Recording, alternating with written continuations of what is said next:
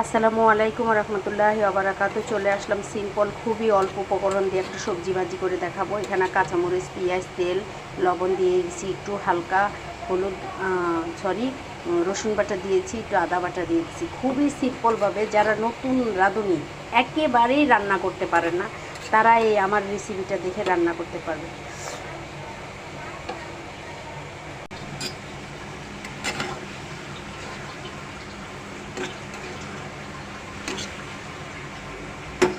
আমি এটা চাল কুমড়া ভাজি করতেছি।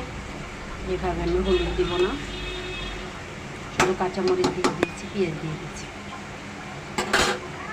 দেখতেই পাচ্ছেন আমার সবজি ভাজিটা কমপ্লিট হয়ে গেছে। আমি এখন পরিবেশন করে আপনাদের দেখাচ্ছি। আসসালামু আলাইকুম রহমতুল্লাহি ওবারাকাতু। আমার সবজি ভাজিটা খুবই সিম্পল উপকরণ দিয়ে আমার সবজি ভাজিটা করা কমপ্লিট হয়ে গেছে। প্লিজ কে কোথায় থেকে দেখছেন আমার চ্যানেলটাকে বেশি করে লাইক করবেন, শেয়ার করবেন, কমেন্ট করবেন। আসসালামু আলাইকুম রহমতুল্লাহি ওবারাকাতু। ফিরে আসবো নতুন আরেকটা রেসিপি নিয়ে আপনাদের মাঝে।